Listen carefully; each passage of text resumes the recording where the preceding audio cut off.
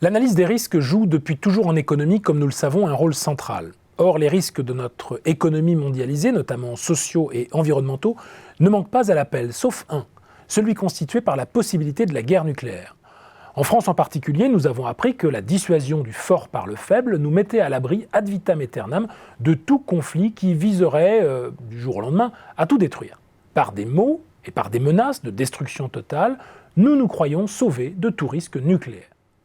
Or, dans son essai de métaphysique nucléaire, le philosophe Jean-Pierre Dupuy, qui travaille sur ces questions depuis plusieurs décennies, démontre que ce point de vue, qui forme la doctrine militaire française depuis De Gaulle, est largement erroné.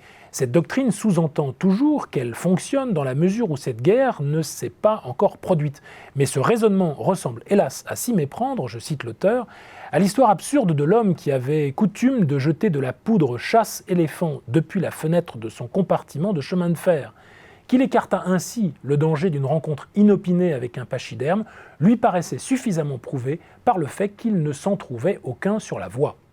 Alors essayons de faire avec Dupuy cet effort d'une compréhension quasi métaphysique en effet de ce que la dissuasion signifie vraiment.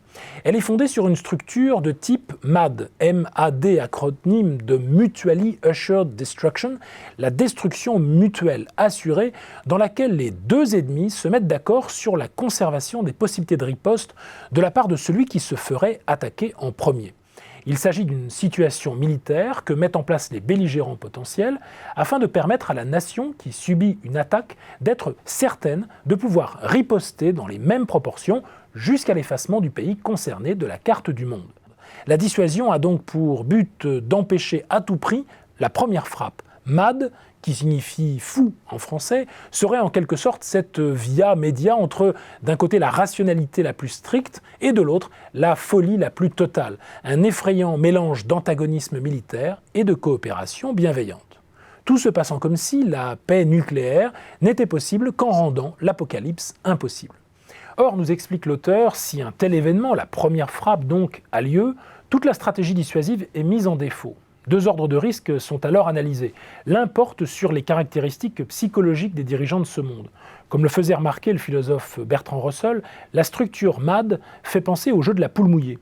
Ce jeu d'enfant qui met en scène deux attelages se dirigeant l'un vers l'autre jusqu'à la probable destruction des deux oblige l'un des conducteurs à modifier sa trajectoire au dernier moment pour éviter le choc, se faisant alors traiter de poule mouillée.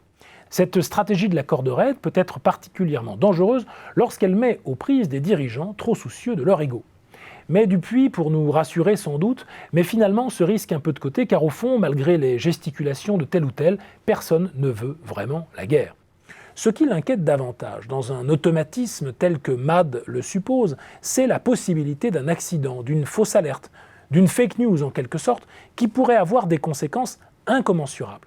Il raconte notamment que la destruction de la planète a été évitée de justesse à plusieurs reprises déjà, notamment pendant la crise des missiles de Cuba où sans la divine, entre guillemets, et proprement humaine, intervention de l'officier de marine Vassili Arkhipov, il est très vraisemblable qu'un conflit nucléaire entre la Russie et les États-Unis se serait alors produit.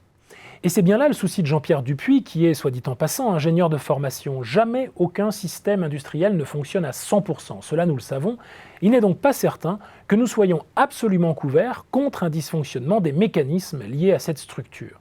Et ce tout en sachant qu'une dissuasion efficace ne nous garantirait nullement l'interruption de la guerre conventionnelle. Bien au contraire, elle en redoublerait le risque car la valeur dissuasive du nucléaire serait en quelque sorte annulée du fait même de sa force de persuasion. En bref, Dupuy nous incite à penser à ces questions auxquelles nous ne réfléchissons guère pour nous apprendre à vivre avec cette réalité existentielle. En référence à son maître René Girard, il nous apprend que la toute-puissance négative de notre condition nucléaire est le moyen de notre sécurité comme celui de la pire menace qui pèse sur nos épaules. Et que cette condition est aussi pour nous une occasion de méditer sur les difficultés à contenir la violence qui caractérise cependant, et ce depuis la nuit des temps, toutes les sociétés humaines.